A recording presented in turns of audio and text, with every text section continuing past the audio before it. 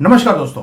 आपको मालूम है कि पूरे दुनिया में उथल पुथल है और डोनाल्ड ट्रंप वही कर रहे हैं जो उन्होंने प्रॉमिस किया था कि मैं पूरे दुनिया में उथल पुथल करूंगा। उथल पुथल क्या होता है? ही सेड कि जो ये ग्लोबलिस्ट हैं, जो डीप स्टेट है, इसने पूरे दुनिया को, इवन की अमेरिका के प्रेसिडेंट को, व्हाइट हाउस को अपने चंगुल में पकड़ के रखा है। वो हर चीज को रिलीज करना चाहते हैं और उसके लिए आपको शॉर्ट टर्म लॉस लेकिन लॉन्ग टर्म गेन आपको होने वाला है। डोनाल्ड ट्रंप का प्रॉमिस था अपने कैंपेन में कि मैं इनको बंद कराऊंगा, इनकी दुकानदारी जो पूरे दुनिया में ये वॉर्स करवाते हैं अपने फायदे के लिए। अब पूरे दुनिया में उथल पुथल हो गया है, एवरीबडी इज डिस्टर्ब्ड। एंड आपको याद होगा कि 2014 में जब मोदी जी आए थे तब उन्होंने भी सब कुछ ऐसे ही सब कुछ चेंज किया था, तब भी भारत में तरक्की आई है। आज डोनाल्ड ट्रंप भी वही काम कर रहे हैं। ये मेरा अपना टेक है। मुद्दा डोनाल्ड ट्रंप नहीं है, मुद्दा है अब होगा क्या। और क्या जो ये टैरिफ्स का जो तलवार हमारे ऊपर अगस्त 27 की डोनाल्ड ट्रंप ने लगा दिया, क्या इसका फायदा है, क्या इसका नुकसान है? भारत कहां खड़ा है, भारत इसके लिए क्या करेगा, and what is the future? ये सारे मुद्दों के ऊपर अगर कोई जस्टिफाई इसको कर सकता है टॉपिक को, वो थे पीवीआर नरसिम्हा राव जी। तभी इनको इनवाइट किया और आपके लिए दोबारा से हिंदी में आज बात करने वाले हैं। तो राव साहब, thank you so much for joining today. शुक्रिया। नमस्कार सुमित जी और आपके सारे दर्शकों को मेरे सादर प्रणाम। सर, टैरिफ टैरिफ एक अलग चीज है। What is the future from now in the future for Bharat under this current scenario?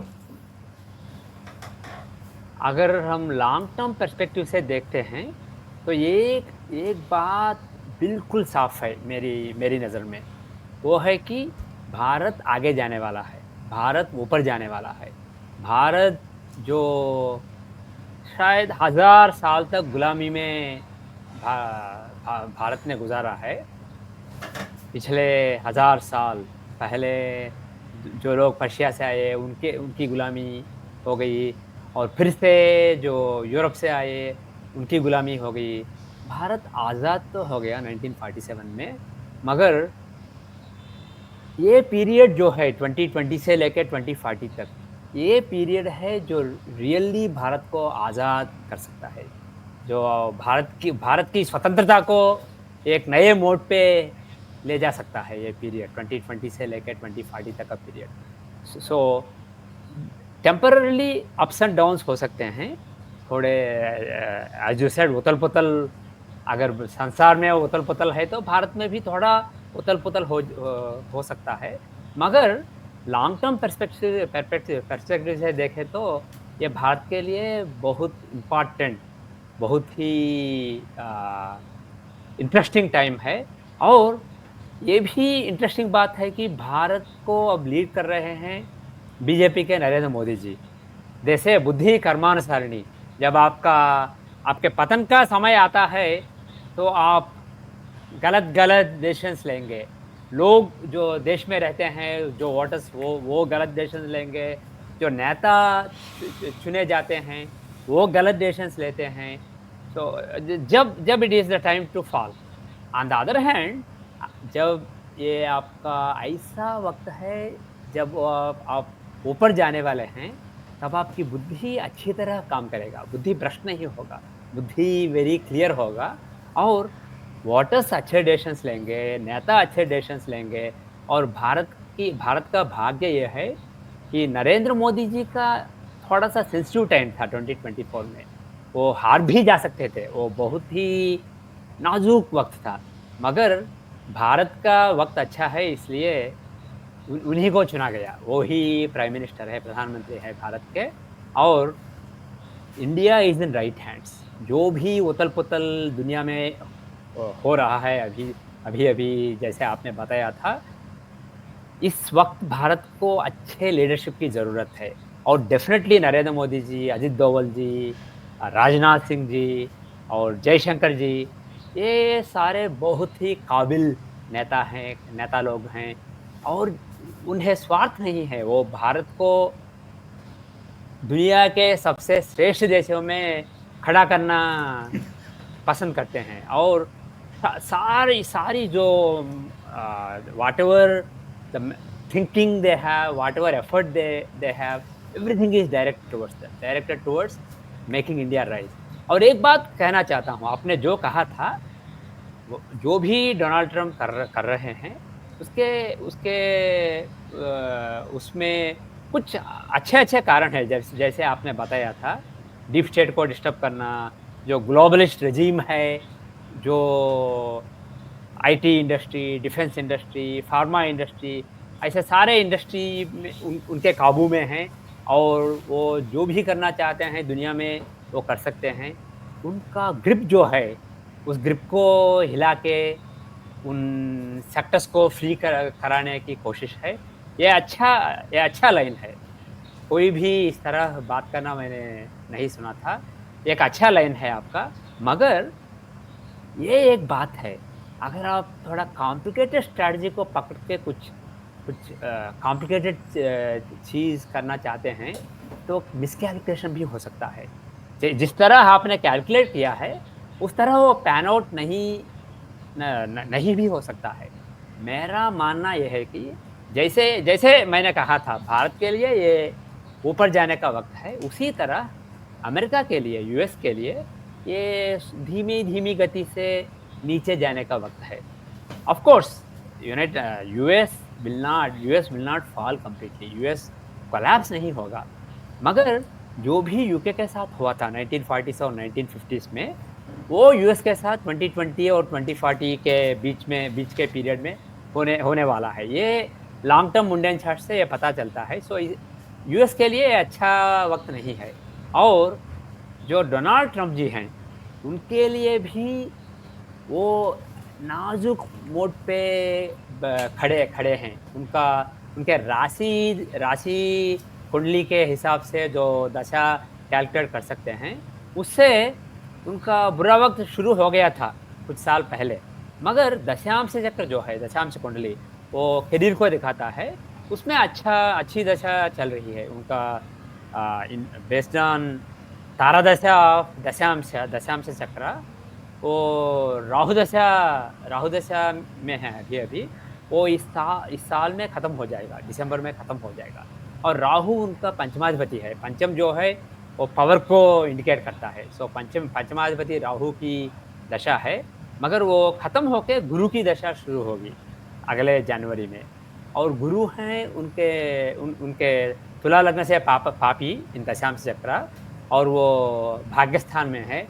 जब षष्ठाधिपति भाग्य में होगा, वो भाग्य भंग को की सूचना करता है। इसलिए करियर में अच्छा वक़्त नहीं है। वो एक नाज़ुक मोड़ पे खड़े हैं। इसलिए जो भी गैम्बलिंग वो कर रहे हैं, जो भी गैम्बिट वो प्ले कर रहे हैं, वो बैकफ़ायर भी हो सकता है। ऐसा भी हो सकता है कि कुछ बुरा हो जाए यूएस इकॉनमी के साथ, स्टॉक मार्केट में कुछ क्रैश जैसा हो सकता है इस साल के एंड में, और अगले साल के बिगिनिंग में थोड़ा-सा स्टॉक मार्केट हिट ले सकता है।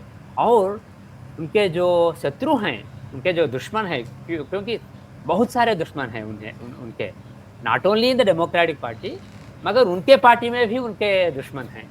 और शायद कुछ दुश्मन उनके नज़दीक भी हैं, जो द डीप स्टेट से मिलके उनके बैक में छुरी भोंकना चाहते हैं।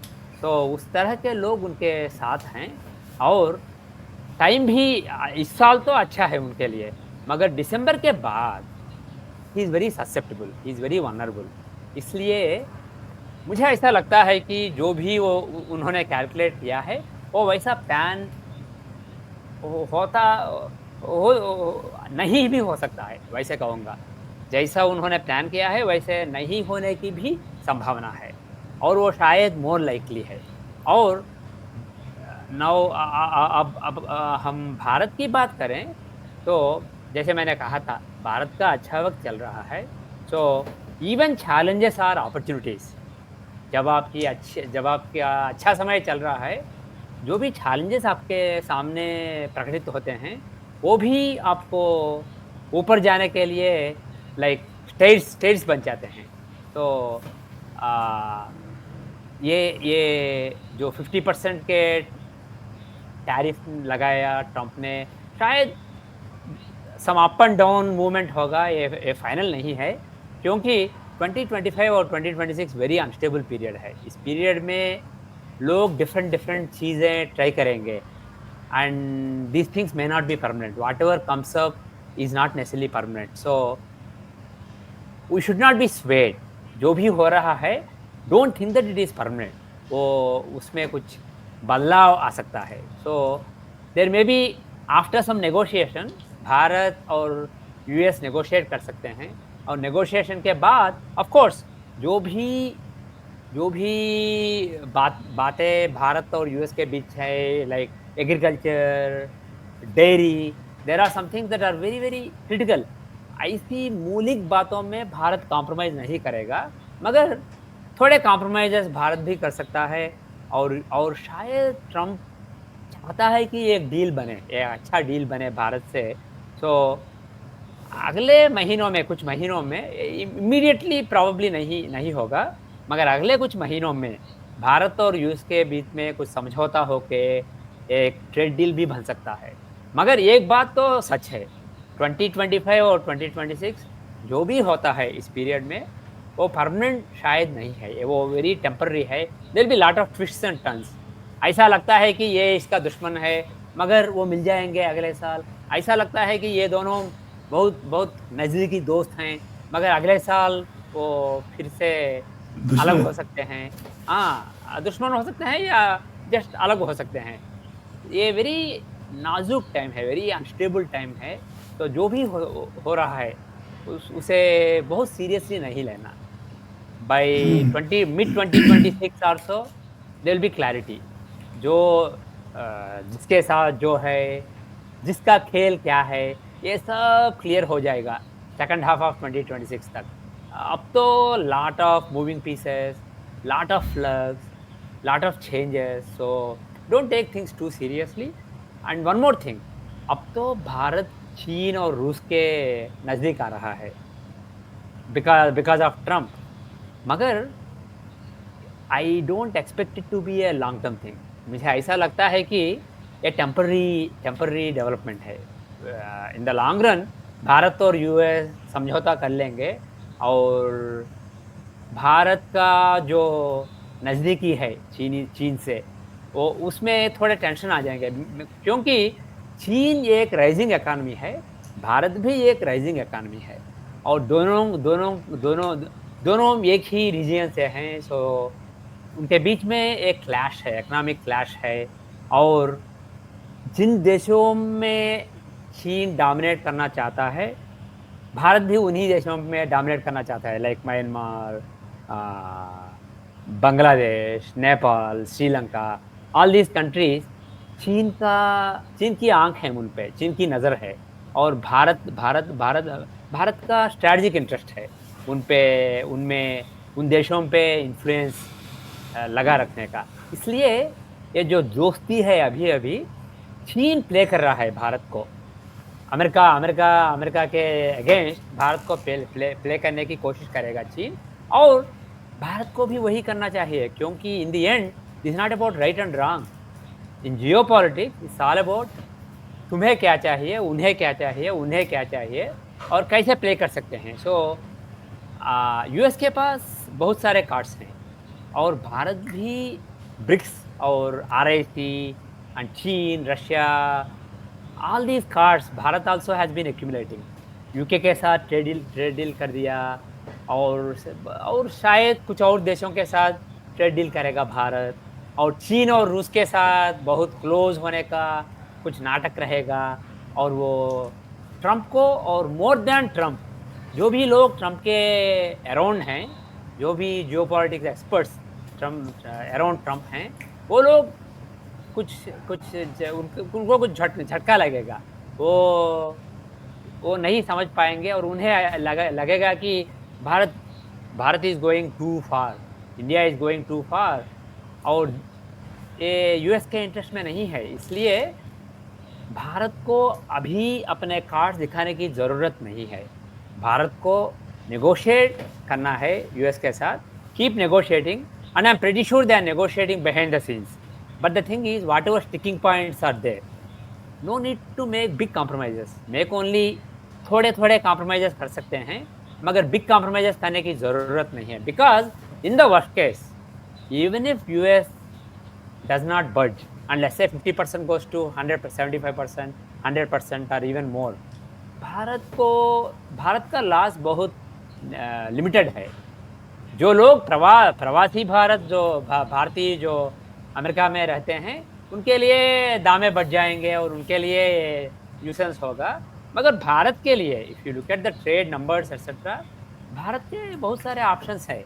Bharat has really hedged all the bets in the last few years. इसलिए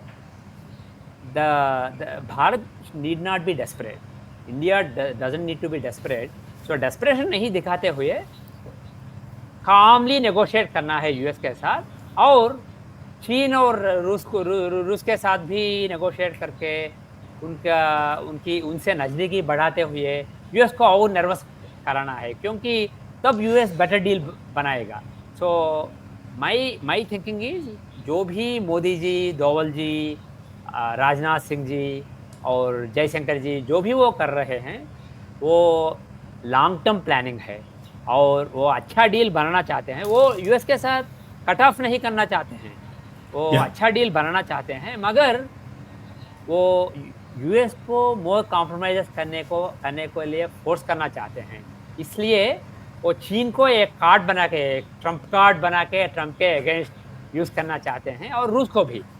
सो they are doing a very good job, और मैं खुश हूँ कि Bharat, India is in good hands. अच्छे नेता भारत को लीड कर रहे हैं अभी। सर, अभी आपने जो बोला ना, ये जो नाटक चल रहा है, this is exactly what I से, ये नाटक चल रहा है। और आपने एक चीज़ और बोली पहले कि जो ट्रम्प सोच रहे हैं ज़रूरी नहीं है वो वैसा ही हो, it can backfire also. Backfire का रीज़न है कि जिसको डिसमेंटल करना चाहते हैं, उन्होंने दुनिया के ऊपर 70-80 साल से कंट्रोल रखा है। वो अपना कंट्रोल एकदम से वो जाने कैसे देंगे?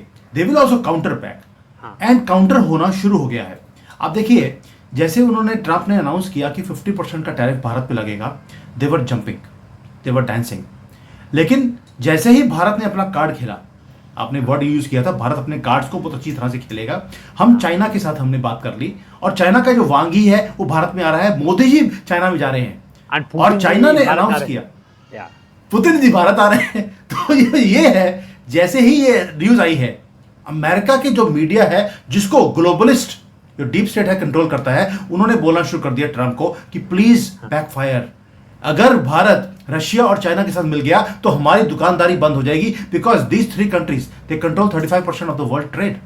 इसलिए ये जो आप कह रहे हैं ना, बिल्कुल, कि भारत अपने कार्ड्स को बहुत अच्छी तरह से खेल रहा है, हमने उनको हिलाना शुरू कर दिया। And this is exactly what Trump wants, कि ट्रम्प को अगर कॉम्प्रोमाइज करना पड़ेगा, टेक्नोलॉजी ट्रांसफर, हथियार, जो कांग्रेस हमेशा रोकती है, वो उसको करनी पड़ेगी। एंड अमेरिकन जो डीप स्टेट है, वो टेक्नोलॉजी को बाहर नहीं जाने देता अपना कंट्रोल रखने के लिए, यही ग्लोबलिस्ट। अब ट्रम्प बोलेगा मैं क्या करूं, क्या मैं टेक्नोलॉजी ट्रांसफर कर दूं ताकि भारत रशिया से हथियार ले और चाइना के साथ मिल जाए? तो दिस इज अ नाटक विच आई प्रिज्यूम कि this is happening, and this is the think tanks का सोचना भी है, जो मैं चाइना में बैठकर देखता हूं। तो कहीं ना कहीं आपको लगता नहीं है कि ऐसा ही पैन आउट हो रहा है? This is exactly what Trump also wants and the world also. ये नाटक जो चल रहा है, मुझे ऐसा लगता है कि जो ट्रम्प चाहता है, जो deep state, western deep state चाहता है, और जो इंडस्ट्री चाहता है, जो यूएस का इंडस्ट्री चाहता है, industry is a very wide thing, broad thing. कुछ sectors of the industry are tightly controlled by the deep state, मगर इंडस्ट्री के कुछ सेक्टर इंडिपेंडेंट हैं, वो डीप स्टेट के काबू में नहीं है। मगर बहुत सारे सेक्टर्स हैं, और हर एक का अपना अपना एजेंडा है। ट्रम्प का अपना एजेंडा है, उनका अपना एजेंडा है, डीप स्टेट का अपना एजेंडा है, और शायद डीप स्टेट के कुछ ऐसे हिस्से हैं जिनका ये एजेंडा है कि इस बात को लेके इंडिया को डिस्टेबलाइज करें, और हो सकता है तो मोदी जी को हटा के राहुल गांधी को बिठाए। तब जो भी डीप स्टेट चाहेगा, राहुल गांधी प्लेटर में रख के दे देगा उन्हें। इसलिए वो भी कैलकुलेशन शायद होगा डीप स्टेट के कुछ हिस्से में। So there is lot of flux, lot of different agendas from different players. मगर अगर आप मिलिट्री की बात करें, मिलिट्री कोऑपरेशन और टेक्नोलॉजी ट्रांसफ़र, इन चीज़ों की बात करें तो वो अभी-अभी नहीं होगा। अमेरिका नहीं होने देगा। So technology transfer in military matters अभी-अभी नहीं होगा, मगर 2030 के नज़दीक आने से 2028, 29 that frame, I cannot rule that out. By that time frame we will see lot of changes in the world. तब तो कुछ भी मुमकिन है, मगर अब वो नामुमकिन है। मगर ये trade deal for example agriculture, दूध बेचना भारत में, ये चीज़ें शायद ट्रम्प कॉम्प्रोमाइज़ कर सकता है। कुछ ऐसी चीज़ें हैं वे ट्रम्प डज़न्ट रियली केयर, मगर कुछ लोग इंडस्ट्री में जो हैं वो फंड्स देते हैं, डोनर्स हैं उनके पार्टी के और उनके, सो उनका सुनना पड़ता है। इसलिए एंड उन डीप स्टेट का कोई मतलब नहीं है उन लोगों से। सो डीप स्टेट एक है, that's this military industrial complex and deep state, and then various industry sectors हैं। और Trump himself, he has his agenda, crypto industry, making some deal with India on crypto, और बहुत सारे Trump towers और real estate business Bharat में भी बढ़ाना। उनके अपने अपने अपने एजेंडा होते हैं, वेरियस इंडस्ट्री सेक्टर्स के अपने एजेंडा होते हैं। मगर भारत अगर टिके रह के, ज़रूरी नहीं दिखाना है ए डील बनाने का, ओ 50% let it be, maintain that attitude and play all these other cards very well, and शायद मेक और ट्रेड डील्स बनाए ऑस्ट्रेलिया के साथ, न्यूजीलैंड के साथ, कुछ अफ्रीकन कंट्रीज़ के साथ, और शायद कनाडा के साथ, कुछ यूके के साथ ऑलरेडी किया है, और कुछ यूरोपियन कंट्रीज़ के साथ। और द प्रेशर जो है ट्रम्प पे और यूएस पे, उसे बढ़ाते रहना, और डीप स्टेट पे उसे बढ़ाते रहना। और एक बात है कि जैसे मैंने कहा था, शायद डीप स्टेट के कुछ हिस्से भारत को डिस्टेबलाइज़ करके नरेंद्र मोदी जी को हटा के राहुल गांधी को इंस्टॉल करना चाहते हैं। मगर भाग्य की बात यह है कि राहुल गांधी के छाट में प्राइम मिनिस्टर बनने की कोई संभावना नहीं है। अगर बन सकते हैं तो बेस्ट टाइम था जून 2023 से जून 2024 तक। इसलिए 2024 के इलेक्शंस के वक्त मैं थोड़ा सा टेंस था। मैंने बताया था कि ये राहुल गांधी जी का बेस्ट चांस है लाइफ में प्राइम मिनिस्टर बनने का। नज़दीक आएंगे मगर he will fall short, Modi ji वापस आएंगे, मगर एलआईएस का साथ लेना पड़ेगा। वैसे मैंने कहा था 2024 इलेक्शंस के वक्त, that was his best chance. After that the next year 2024 June to 2025 June, ये एवरेज टाइम है। और 2025 जून से लेकर 2026 जून का जो साल अभी शुरू हुआ है, वो उनके लिए बहुत बुरा है। लोगों को ऐसा लग सकता है कि वो बहुत हंगामा कर रहे हैं इलेक्शन की कमीशन के अगेंस्ट और मोदी जी के खिलाफ, और वो बहुत बड़े नेता बन रहे हैं बहुत न्यूज़ में रह रहे हैं। मगर न्यूज़ में रहना एक बात है, और लोगों पे अच्छा इंप्रेशन जमाना और एक बात है। और लोगों मुझे ऐसा नहीं लगता उनकी कुंडली को देख के, और जो वक्त है अभी उनका ये जो इस वर्ष का वर्षफल चक्र है, उन्हें देख के मुझे ऐसा नहीं लगता है कि जो भी वो कर रहे हैं वो सफल रहेगा। वो बिल्कुल असफल होगा, और जो भी रहता वो फैला रहे हैं, वो खुद फंसेंगे उसमें उन्हें कुछ फ़ायदा नहीं होगा। So that is the blessing. और जब जो भी प्लेयर्स राहुल को सपोर्ट करके नरेंद्र मोदी जी को हटाना चाहते हैं, कुछ महीनों के बाद उन्हें क्लियर हो जाएगा ये होने वाला नहीं है, और वो भी गिव अप कर लेंगे। सर, मोदी जी ने एक स्टेटमेंट दिया था अभी recently, Bharat is ready, yes, Bharat is ready, I will have to pay a personal price. या What do you mean by this? I will have to pay a personal huge price. Do you think जो आपने बोला अभी कि मोदी जी की government को गिरवाने का कोशिश होगा, मोदी जी को हटाने का कोशिश होगा, और राहुल गांधी को बिठाने का कोशिश होगा, मोदी जी डीप स्टेट की बात कर रहे थे कि वो मुझे अब हटाने की बात करेंगे, is that the indication? We can only guess what he has in mind. मगर उनकी कुंडली देख के मुझे ऐसा लगता है कि थोड़ा सा नाजुक वक्त है। ओवरऑल अच्छा वक्त है, मगर इन माय एनुअल वीडियो मैंने कहा था ये on end of year for India and Modi जी।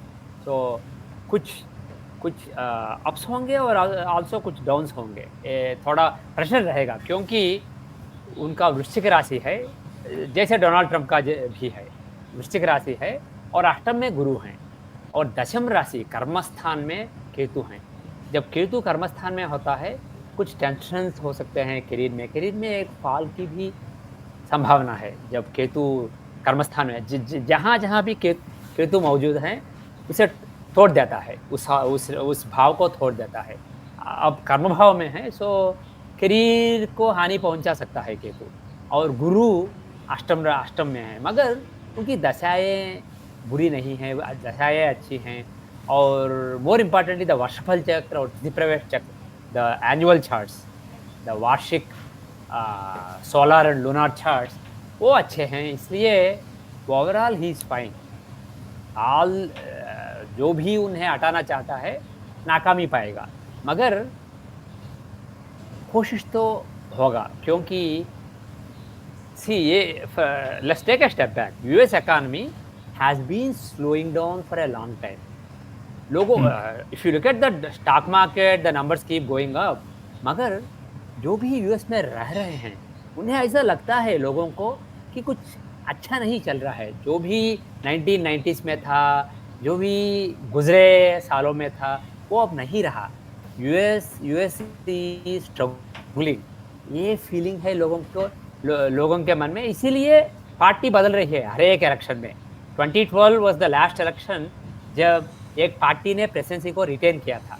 2012 के बाद हर इलेक्शन में प्रेसिडेंसी पार्टी चेंज हो रहा है क्योंकि लोग खुश नहीं हैं, लोग में कॉन्फिडेंस नहीं है कि देश सही दिशा में चल रही है।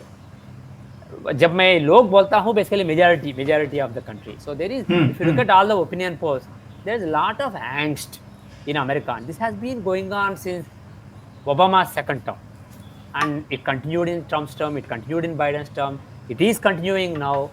So the thing is to and America बहुत सारे डेट में है, शायद 30 ट्रिलियन और समथिंग लाइक दैट। तो to get things under control US को कुछ बड़ा करना पड़ेगा और all these trade deals and exploiting some countries, some economies which are going up, अगर उन्हें एक्सप्लॉइट करके उनके साथ कुछ अच्छे डील्स साइन कर सकते हैं तो कुछ हो सकता है। ऐसा थिंकिंग शायद होगा कुछ लोगों को। मगर अच्छे डील्स मोदी के साथ बना सकते हैं मगर राहुल के साथ बहुत अच्छे डील्स बना सकते हैं, ये शायद सभी को पता है जो भी ये प्लानिंग कर रहा है। इसलिए मोदी जी को हटाने की डेफिनेटली कोशिश, आपने बोला था क्या होगा नहीं, ऑलरेडी शुरू हो गया है। मोदी जी को हटाने का फार्मर्स प्रोटेस्ट था और इलेक्शंस के वक्त जो भी उनके खिलाफ न्यूज़ में मशहूर किया गया। और अब Rahul Gandhi ji is throwing stones, random stones, वो ऑपरेशन सिंदूर के लेके बुरी बातें कर रहे हैं और वो जट्स को गिराने की बात करते हैं और वो सरेंडर नरेंद्र की बात करते हैं और अब इलेक्शन कमीशन के खिलाफ election, all these rigging, all these accusation, throw all the stones और होप करो कि कोई स्टोन हिट करेगा टारगेट को। और ये सिर्फ राहुल जी का काम नहीं है, ये शायद कुछ डीप स्टेट भी इन्वॉल्व है, डीप स्टेट एजेंसीज, कुछ बिग प्लेयर्स इन्वॉल्व हैं इसमें। मगर एक बात मैं कह सकता हूँ, अगर ट्रंप की कुंडली और मोदी जी की कुंडली को कंपेयर करें तो देयर इज मेल जोल, उनके दोनों कुंडलियों के बीच में मेल जोल है। दोनों दोस्त हो सकते हैं, अनदोस्त हो चुके हैं गत में। और मुझे ऐसा नहीं लगता है कि Trump it is possible, Trump is a very volatile person, he has very weak moon. उनका मून जो है, चंद्र जो हैं वो नीच में हैं, वो गंडांत में हैं, वो एक्लिप्स है केतु से। उनका सन सूर्य भी राहु के बहुत नज़दीक हैं, इसलिए सन एंड मून, आत्मा एंड मन, वो बहुत ही बुरी तरह से पीट चुके हैं। इसलिए वो सेंसिटिव हैं, वो ओवर रिएक्ट कर सकते हैं। मगर वो सिर्फ एक साइड है उनके पर्सनालिटी का। अगर आपका गुरु देखेंगे क्या, तो गुरु एवरेज है। गुरु जो धीशक्ति को दिखाता है वो एवरेज है। अगर आपके वो बुध को देखेंगे, बुध ग्रह जो है वो स्वराशि में है, वो मिथुन राशि में अपने स्वयं के राशि में है और वो बहुत ही स्ट्रांग है। और बुध एनालिटिकल इंटेलिजेंस को दिखाता है।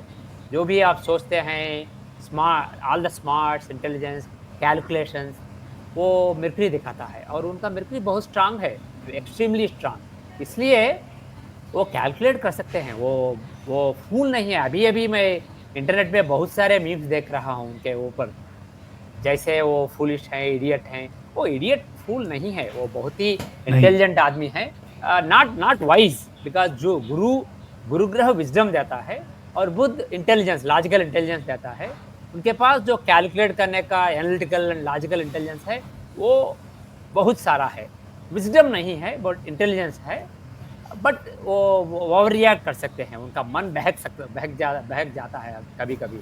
सो मोदी जी का रिजेक्ट करना लंच के इनविटेशन को, ये सब शायद ये फैक्टर भी प्ले किया था, मगर सिर्फ ये ही कारण नहीं थे, एकमात्र कारण नहीं था कि ट्रम्प जी अफेंड हो गए। ये probably one of the reasons. Definitely there are bigger plays along the lines that you mentioned and along the lines that Trump wanted to do. Lot of stuff is at play, but the key is Bharat को अपने cards carefully play करना है और बिल्कुल हरी नहीं है। जल्दबाजी की कोई भी ज़रूरत नहीं है। जल्दबाजी में ना हो और बैठ के आराम से बात करो।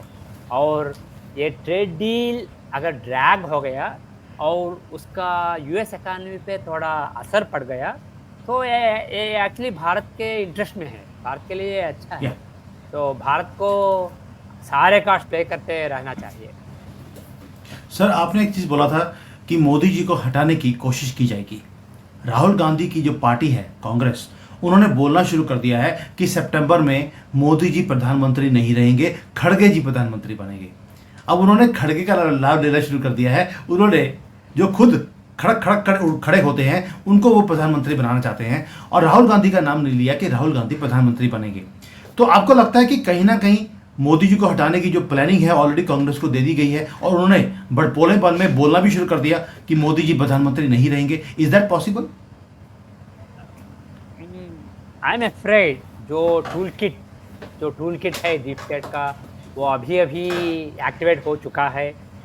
फ्यूचर में होने की बात नहीं है, अभी एक्टिवेट हो चुका है। और जो भी राहुल गांधी जी बहुत सारी बातें कर रहे हैं मोदी जी के खिलाफ, ये सब एक प्लानिंग से हो रहा है। मगर इम्पॉर्टेंट बात यह है कि मोदी जी का वक्त राहुल गांधी जी के वक्त से बहुत अच्छा है, सारे गुना अच्छा है। और बीजेपी का जो वक्त है वो कांग्रेस के वक्त से अच्छा है। इसलिए कोशिश तो ज़रूर होगी, मोदी जी को हटा के कांग्रेस का गवर्नमेंट लाने की कोशिश तो ज़रूर होगी, मगर वो नाकाम रहेगा, वो कोशिश नाकाम रहेगी। और राहुल गांधी जी तो प्रधानमंत्री कभी भी नहीं बन सकते हैं, मगर कांग्रेस का भी कोई चांस नहीं है। बट एक बात मैं कह सकता हूँ, मैंने मोदी जी के पहले टर्म में भी प्रेडिक्ट किया था कि वो 3 टर्म जीतेंगे और तीसरा टर्म फिनिश नहीं करेंगे, वो वॉलंटरली रिजाइन करके किसी और को प्रधानमंत्री बना के वो हट जाएंगे। मैं अब भी उसमें विश्वास करता हूँ 2029 तक मोदी जी प्रधानमंत्री नहीं रहेंगे, as early as 2026, as late as 2028 और एक आ जाएगा प्रधानमंत्री के रूप में, मगर वो बीजेपी से ही होगा, वो कांग्रेस का नहीं होगा, खड़गे नहीं होंगे और definitely not Rahul Gandhi.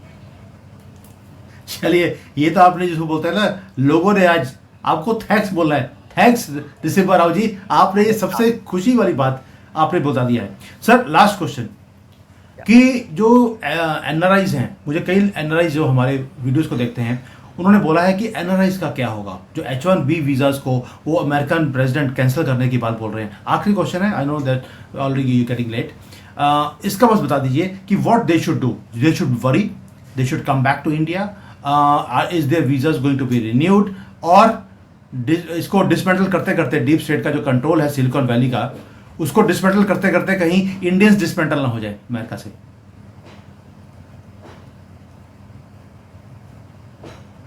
Yeah. Unfortunately, see, I look at a chart. एक एक ऐसी कुंडली है जब शनि और राहु एक ही लॉन्गिट्यूड पे आते हैं, तब उनके योग पे एक चक्र बनाते हैं और वो 11 साल तक चलता है। 11 साल में एक बार शनि और राहु एक साथ होते होते हैं।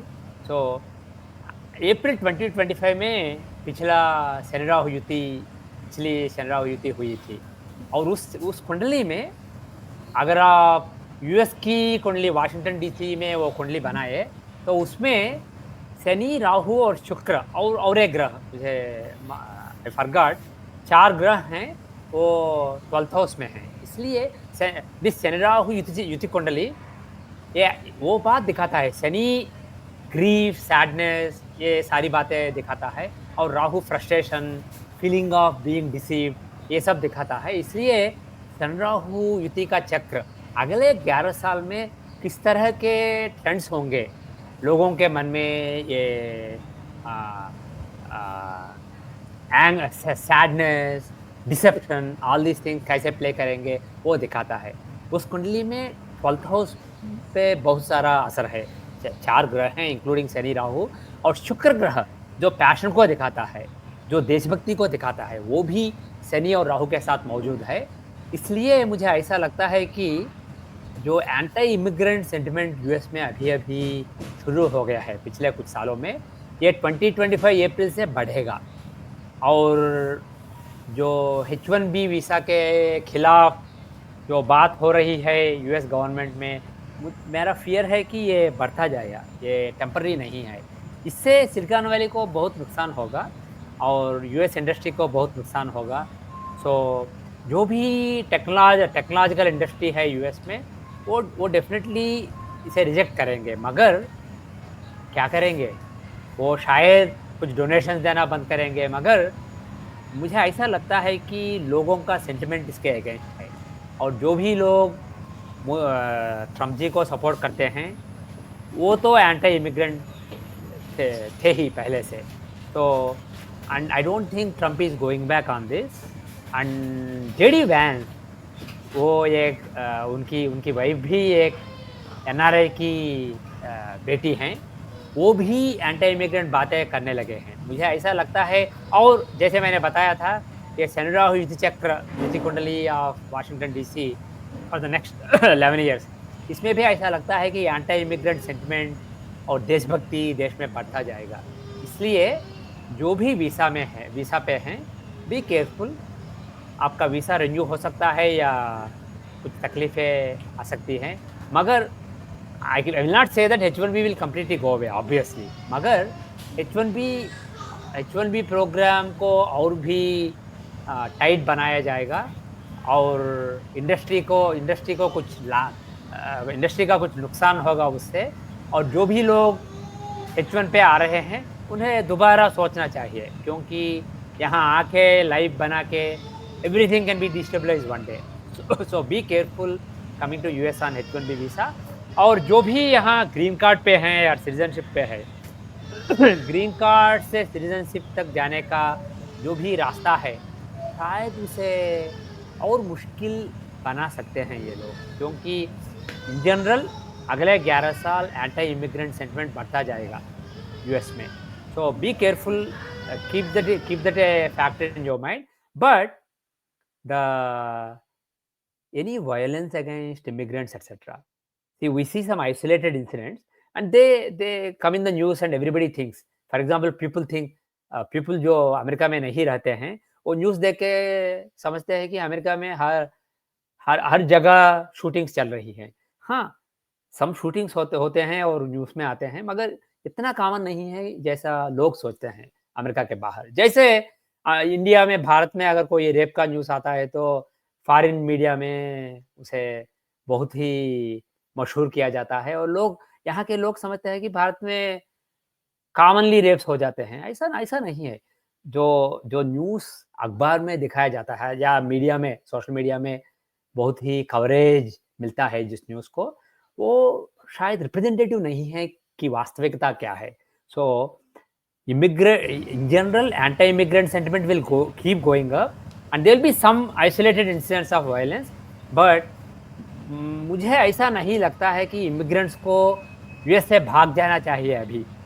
शायद 10 साल के बाद कैसा होगा मैं अभी बता नहीं सकता हूँ, मगर अगले कुछ सालों में इमिग्रेंट्स यहाँ सेफली रह सकते हैं अगर आपका स्टेटस बेसिकली सेफ है, आपका स्टेटस अच्छा है, आप सिटीजनशिप है या ग्रीन कार्ड है, आप रह सकते हैं. So don't worry too much, but for the long term make plans for the long term, because one thing is for sure, Bharat बढ़ता जाएगा और यूएस जो है वो स्लोली नीचे जाएगा. भारत चलिए is the sir, new US आप and US is the new UK compare to 1940s. बहुत ब्यूटीफुली आपने सॉल्व किया है. Bharat is the new US. Thank you sir. आज बहुत ही डीप एनालिसिस ये करना जरूरी था, बिकॉज पीपल आर वरीड. जो एनआरआईज है वो भी और जो भारत में रह रहे हैं वो भी, और आपने बिल्कुल क्लैरिफाई कर दिया ये भारत का टाइम है. And the good silver lining is कि राहुल गांधी एंड कांग्रेस ये कभी भी ना गवर्नमेंट में आएंगे, ना ही वो कभी प्रधानमंत्री बनेगा. और मोदी जी को कोई और नहीं हटा सकता. कोशिश की जाएगी, मोदी को सिर्फ मोदी ही हटा सकते हैं. Thank you sir. जय हिंद, जय सिया राम. जय हिंद, जय श्री राम. नमस्कार. नमस्कार सर.